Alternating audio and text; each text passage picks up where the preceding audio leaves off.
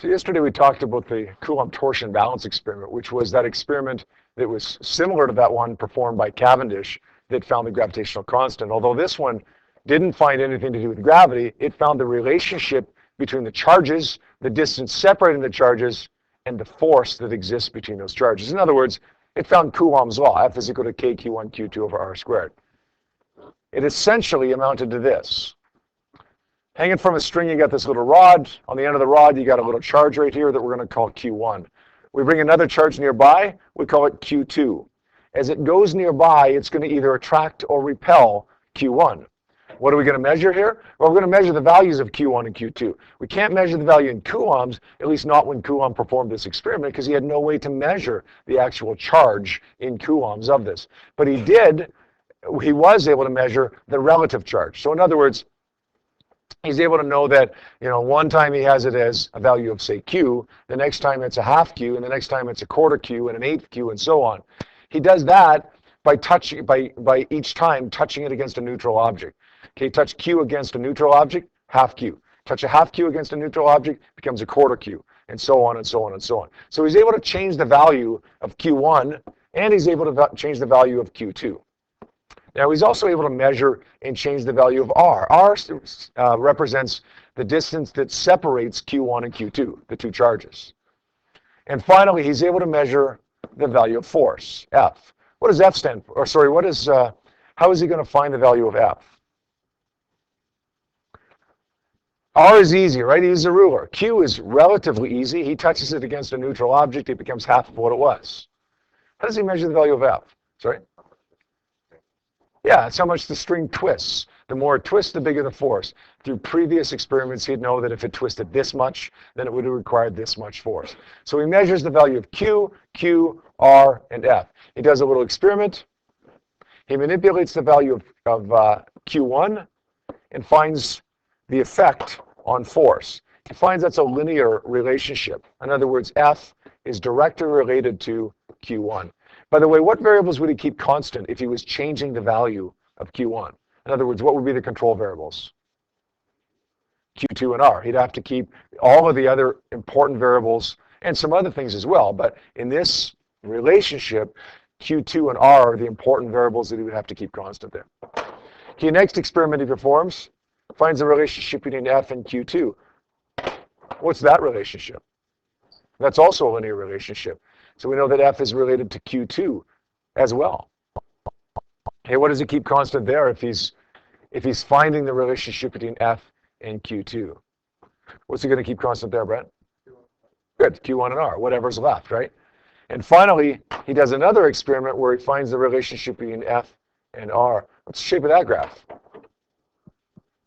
Curves downwards, right? It's an inverse square relationship. We say F is related to 1 over the square of the distance that separates the objects.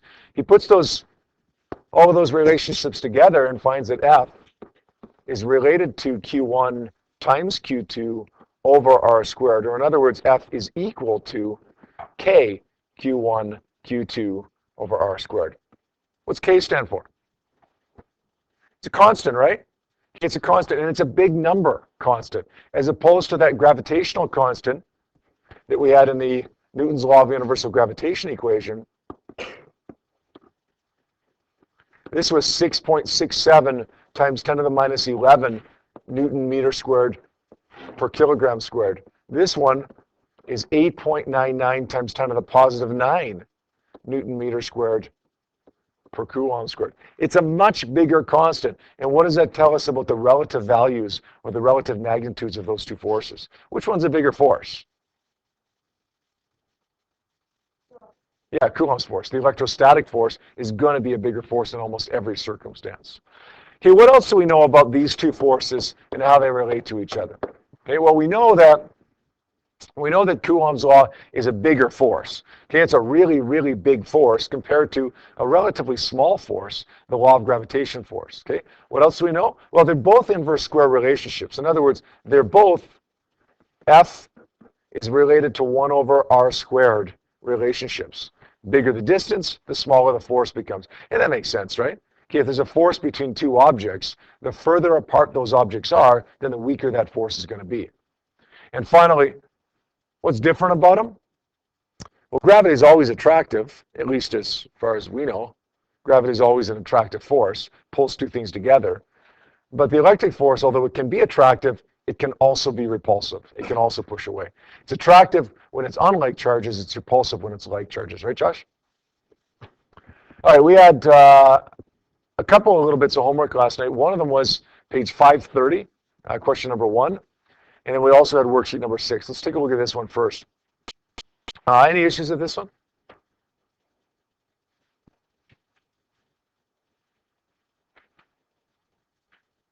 Was this the one? No, it was this one. Yeah, sorry. It was this one. 531. Any issues with the question on 531? Easy question, right? All you're going to do is say F is equal to K, Q1, Q2 over R squared. You got to make sure that you make R in meters, 0.12 meters. Q1 would be, what, 3 times 10 to the minus 6, because a microcoulomb is 10 to the minus 6. Okay, 2 times 10 to the minus 6. Is that right? Is that good? Easy question, right? But it's wrong. If we multiply these numbers together, we don't get 1.56 times 10 to the minus 1. So what's wrong with this? Is the answer key wrong, or did we make a mistake here? We made a mistake. What do we do? Yeah, they touch together. As we go through this question, it's probably a good idea to circle these because they're non-standard units. It's also probably a good idea to point out that that's a negative charge, although that doesn't matter for us when we're determining the value of the force, that it's negative, right? Because we always drop the sign. They momentarily touch. That's huge right there. They momentarily touch. When they touch, minus 3 microcoulombs plus positive 2 microcoulombs over 2 becomes negative 0.5 microcoulombs. So both of them, instead of being 3 times 10 to the minus 6, both of them become 0.5 times 10 to the minus 6. 0.5 times 10 to the minus 6 coulombs. We multiply those together, and we should get 1.56 times 10 to the minus 1. How do we know it's repulsive? They're both negative, right? They're both negative. Okay, we start off with a positive and a negative, but when we balance them out right here, they become negative and negative. Make sense? Okay, let's put some answers up for worksheet number 6. Okay, and then you can take a look at that and see where you're at as far as that one goes. Oops.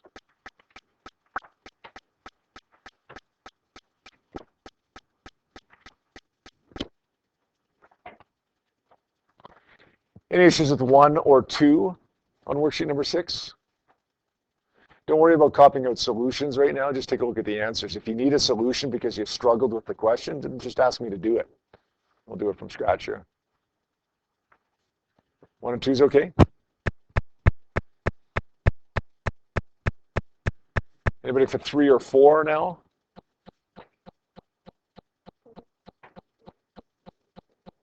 I'm sorry? Oh, yes. Yeah, there was a typo there. Yes. I should have pointed that out to you, I guess, right? Yeah.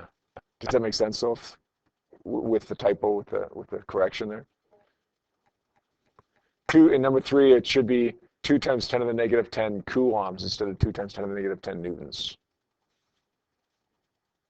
How many people got number 4 correct? Okay. I want to go over number 4 in just a moment here, okay? So we'll go over that one. Let's scroll forward here to the other ones and see which ones you need, but we'll remember to go over number 4.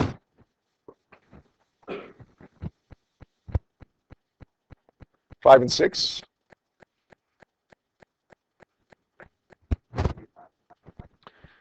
Okay, we got 5 and 6 that we'll go over, so we got 4, 5, and 6 right now. And finally 7 and 8. 7 and 8 are just like the one we just did, right? Different numbers, but the same kind of idea there, right? Okay, we got 4, 5, 6. Okay, 4, 5, 6 it is. All right, number 4 says 2 identical charges are separated by a distance of 1 meter. A repulsive force of 3.6 newtons acts between the charges. What's the magnitude of each of the charges? Well, since they're the same charges, let's call them both Q. Okay? They're both Q. Instead of calling them Q1 and Q2, let's just call them both Q, since they're exactly the same thing. They're separated by a distance of 1 meter, so that's going to be R, and this is going to be F. We're going to say that F is equal to K Q1 Q2 over R squared, but because Q1 and Q2 are the same thing, we're just calling it Q. We're going to replace Q1 and Q2 with Q and Q. Well, what's Q times Q? Here's the mistake that a lot of people make. Q times 2 is 2Q. It isn't. Q times 2Q is Q squared. Okay, what's 4 times 4? 16, right? 4 times 4 is not 8. Okay, when we multiply 4 times 4, we have to square it, not double it. When we multiply Q times Q, we've got to square it, not double it. So it's KQ squared over R squared. Now, we're solving for Q. So the R squared goes up by multiplying. The K goes down by dividing. And then we're going to square root that. And we get the square root of F R squared over K. So now it's just a matter of plugging in our numbers and getting our answer here. Does that make sense? Okay, number 5 said an electron and a proton. The charge of both of those are on our data sheet. Okay, both 1.6 times 10 to the minus 19 coulombs. This is the distance that separates the electron and the proton. 5.29 times 10 to the minus, I think that number's wrong though. I think it's 10 to the minus 11. That's what it should be, I think. We're going to go with the number that's there, but I think that's the wrong number.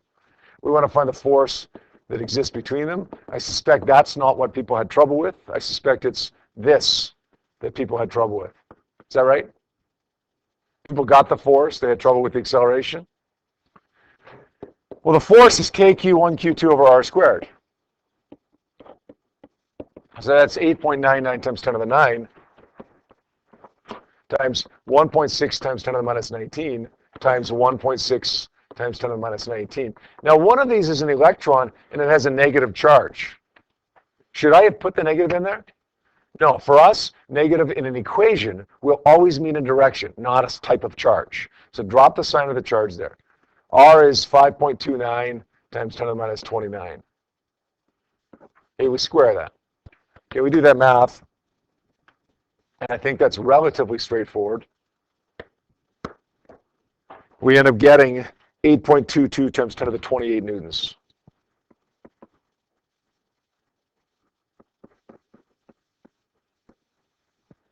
So look at this, guys. We said the electrical force is usually stronger than the gravitational force. This is a big force. All we have to do is keep an electron in orbit around the nucleus. But yeah, look at the force. 10 to the 28 newtons. That's huge. It's a huge force. Now, granted, it wouldn't be that big if the distance was the correct distance, right? 10 to the minus 11 instead of 10 to the minus 28. Okay, it wouldn't be quite that big of a force. But anyway, you look at it, it's a big force. Okay, electric force is a big force. Now, how do we find the acceleration? Remember this throughout Physics 30. There's going to be lots of times where you have to find acceleration. And you're always going to get the force and then do what with the force? Divide it by mass. All we're going to do is basically Newton's second law. F is equal to m times a. The magnitude of the acceleration is F over m. It's rearranged form of F equals ma. So we got the force, 8.22 times 10 to the 28. We really should use the unrounded number there. I just don't know what it is. Divided by the mass. Now, what mass do we use? The mass of the electron or the proton? The electron. It's on your data sheet. 9.11 times 10 to the minus 31 kilograms. We do that math. 9.03 times 10 to the 58 meters per second squared. Now, the highest velocity that you can possibly ever have is 3 times 10 to the 8 meters per second. Okay, that's the speed of light. If you ever get a velocity that's higher than that, you're wrong. So what about this? Does that mean we're wrong on this? Why not? Pardon me? So what? Particles can't go faster than 3 times 10 to the 8 meters per second. Coulomb? good. This is not speed. This isn't how fast it's moving. It's how quickly it's speeding up. So what we're saying here is that this would reach the maximum possible speed that it could go incredibly quickly, right? It's accelerating at an astronomical rate, but it doesn't mean it's going faster than 3 times 10 to the 8 meters per second. It's just speeding up to as close to that speed as it can get really, really quickly. No upper limit to acceleration. There is the upper limit to speed. 6, same type of question here. The initial acceleration of an alpha particle, if the alpha particle is this far away from the electron and the alpha particle is free to move, we want to find the acceleration of the electron if it's free to move. The alpha particle we'll call Q1. We'll call this R. The electron we'll call Q2, and that data is on our data sheet. Okay, we want to find the acceleration of the electron, and we want to find the acceleration of the alpha particle. By the way, that's the symbol for an alpha particle. If you called it QA for Q alpha, that's fine. Okay, at this point, it doesn't matter. In our last unit, you'll be familiar with the symbol for an alpha particle. Right now, it doesn't matter. Okay, so how do we get acceleration? Well, what do we got to do first? Something's got to come before acceleration.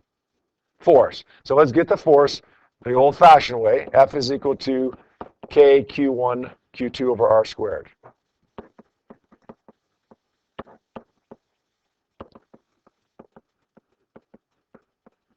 Doesn't matter what order we put these in. The alpha particle, the electron, or the electron, the alpha particle. It doesn't matter.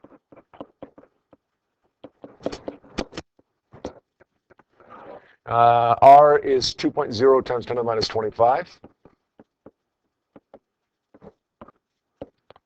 Okay, we square that. We do the math on that. We get 1.1507. 1.1507 times 10 to the 22 newtons. Again, a really big force. Now we want to find the acceleration.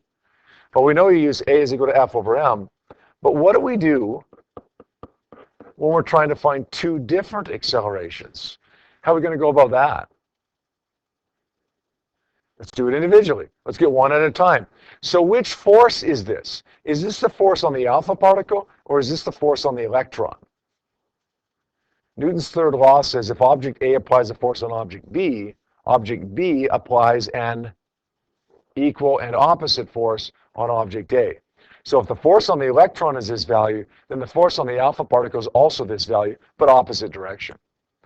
So let's say for the alpha particle, 1.1507 times 10 to the 22 newtons over the mass of the alpha particle, which is on your data sheet, 6.65 times 10 to the minus 27 kilograms.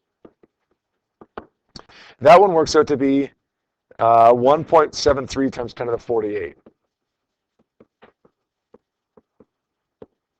Again, a really big value, but there's no upper limit to it. Now let's predict the acceleration of the electron. Do you think you're going to get a smaller value or a bigger value for the acceleration of the electron? Why do you think it's going to be bigger, Mac? Yeah, it's lighter, right? The same force on lighter things accelerates them quicker. Okay, let's say that it snows. Okay, it's a beautiful day out there, but let's say tonight we got 30 centimeters of snow, and you're out there driving and you're seeing all these people getting stuck. Okay, and you see one person in a smart car getting stuck. And then you see down the road somebody else in a 1973 Chrysler New Yorker getting stuck that weighs about 8 times what a smart car weighs. You push them both out, try to push them both out with the same force. Which one's going to accelerate quicker, the little smart car or the 73 New Yorker? Which one's going to accelerate quicker, all other factors being equal?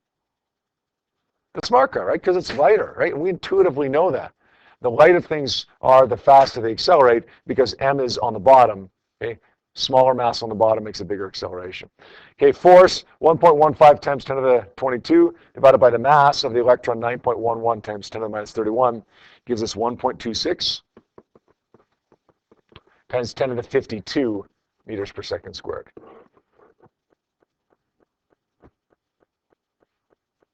So we got an acceleration that's about 10,000 times bigger. Why? Well, because the mass is about 10,000 times smaller than the mass of an alpha particle. That makes sense?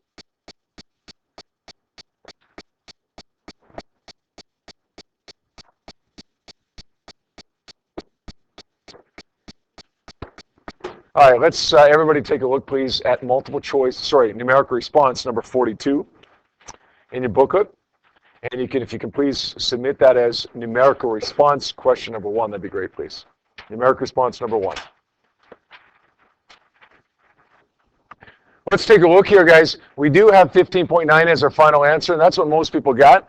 The big thing to recognize in this is that these things touch each other, right? These charges touch each other. We start off with positive 4.5 microcoulombs, negative 2.40 microcoulombs. When they're brought into contact, when they touch each other, then these things have to balance out. So let's add them up. Let's divide by 2. 4.50 microcoulombs plus negative 2.40 microcoulombs divided by 2.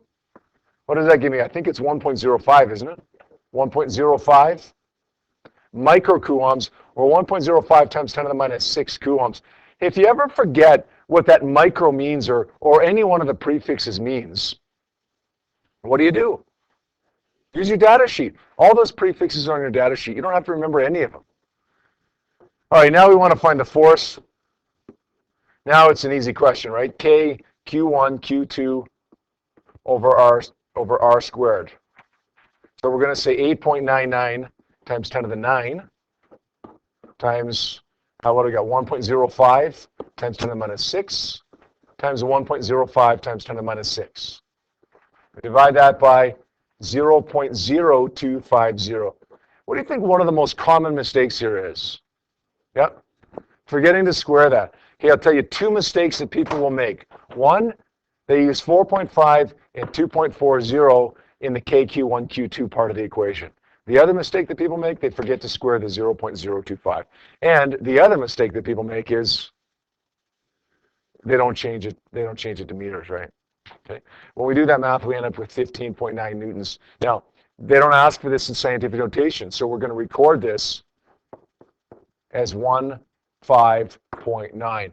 If they said B times 10 to the W in scientific notation, then what would our answer be? 1.59, right? If they ask for scientific notation A decimal B C times 10 to the D, and they wanted the values of A, B, C, and D, our answer would be 1591, because it's 1.59 times 10 to the 1. Make sense? Here it's 15.9, but all those other possibilities are up there as well. Okay, here's a little bit more, and we're not going to go too much further here today, but we do want to go a little bit further here today. Okay, we got the force between 2 charges now. Okay, the force between this charge and this charge. Maybe this charge is number 1, this charge is number 2. This is 2 coulombs. Let's just make it coulombs. That's going to make it microcoulombs, but 2 coulombs, negative 2 coulombs. We can find that force pretty easily, right? Let's say the distance is 1 meter, just for simplicity. KQ1, Q2 over R squared. Easy question to do, right? Easy question to do at this point. What if we stick a third one in there? What if we put charge 3 in there that has a charge of 3 coulombs? And now we want to find the force acting on charge number 2. What's the net force acting on charge 2? Any ideas? Any ideas? Tanner, what do you think? No, they don't touch it at all. Okay. I mean, it is possible, of course, because there's attraction going on there. It is possible for them to come together and touch each other. But let's find the initial force, the force when they're at these locations. Let's make this 1 meter as well. You know, before they've moved, before they've touched any of that stuff, okay? What do you suggest?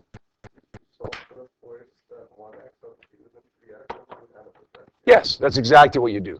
The very first thing we're going to do is draw what we call a free body diagram. You remember that from Physics 20, right?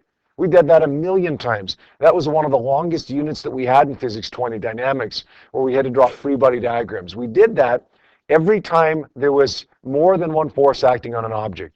Remember those elevator problems? Okay, where there was the normal force and gravity acting? Okay, remember the vertical circular motion problems? Where there was the normal force and gravity? Remember the inclined plane problems? Okay, where we had forces like this? The pulley problems? The pulley problems? Where we had different forces acting? When we have more than one force acting on an object, we draw a free body diagram. And then we analyze it by saying the net force is the total of the forces. Just like you said, Logan, right? All right, let's draw the free body diagram first.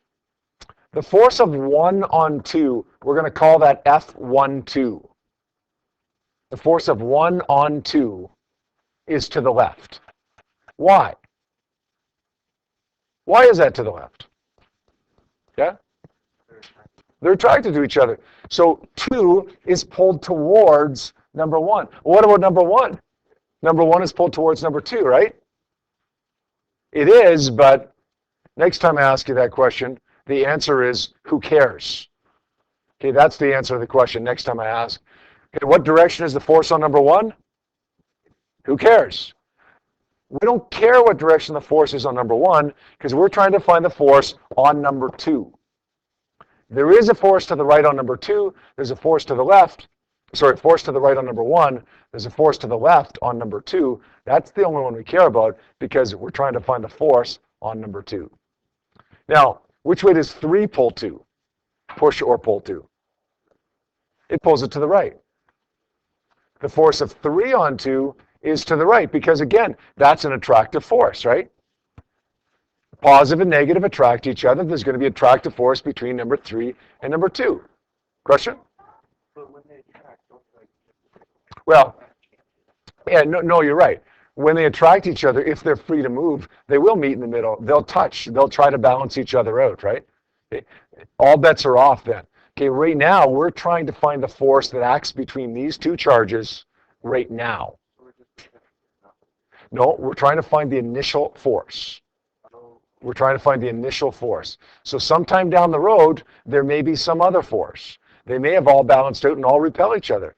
That's not what we're talking about. Okay, right now we want to find the initial force in this system. So 3 does pull 2 to the right. Which way is 3 pulled?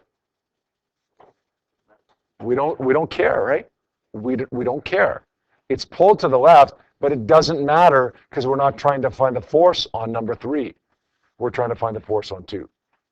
So yeah, you got these other forces here that we're going to draw in green here, but they're not relevant to the question because we're not trying to find the force on 1 or 3. Now, if we were, then we'd have to start paying attention to those forces. Okay, let's get the values of those forces. Let's say the force of 1 on 2 is K Q1 Q2 over R squared. Q1 is 2 coulombs, Q2 is 2 coulombs, R is 1.0. Yeah, I like it when R is 1 because 1 squared is just 1. Easy math, right? 8.99 times 10 to the 9 times 4. Divide that by 1 squared, we end up getting 3.596 times 10 to the 10 newtons. So we do the same thing for the other one now. We're going to say this time F32, the force of 3 on 2. KQ3 Q2 over R squared. Again, it's 8.99 times 10 to the 9 times 3 times 2 over, once again, 1 squared. We get 5.394 times 10 to the 10 newtons. Good? Yep. Negative force, you mean? Because of the direction? Yeah, we're not going to panic about that right now. Okay, that's a good question though, Paige.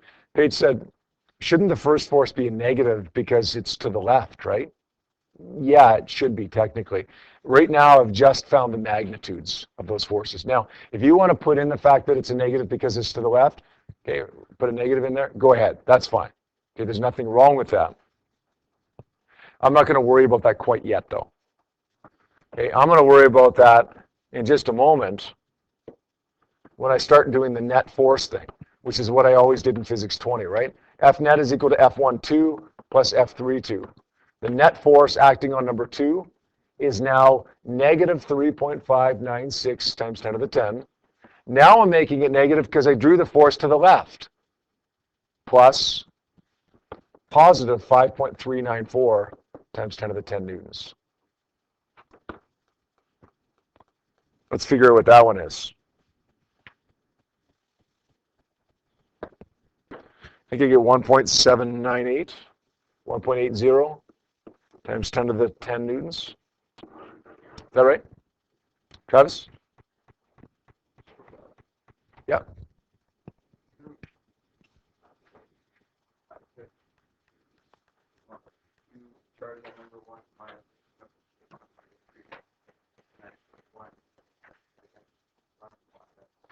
Okay, so you got lucky though.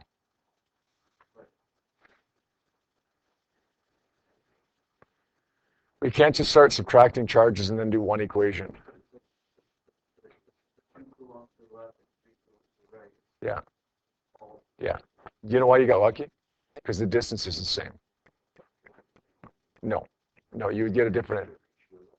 Yes, you could. Yeah. But it wouldn't be any easier than what you're doing right there. Right? You absolutely could get a ratio. You could do almost a variable value changing type thing. But it wouldn't be easier than the way that we've done it there. It would be right, but it wouldn't be easier. Your method, Travis, works, but I think you got lucky there because it's very specific to this question. It wouldn't work for most questions. Okay? You guys feel okay about that? That's not that hard, is it? Okay, this is really what we've been doing yesterday and today, combined with what we did in physics 20 for a large part of the year, right? F net is equal to the sum of the forces. It's just those two things together. Okay, let's take a look at the practice problems on page 533. Okay, the one that we just did will serve as our example. Okay, we won't bother going through the practice problem on 533 again because it's the same thing. Okay, try these practice problems now on page 533.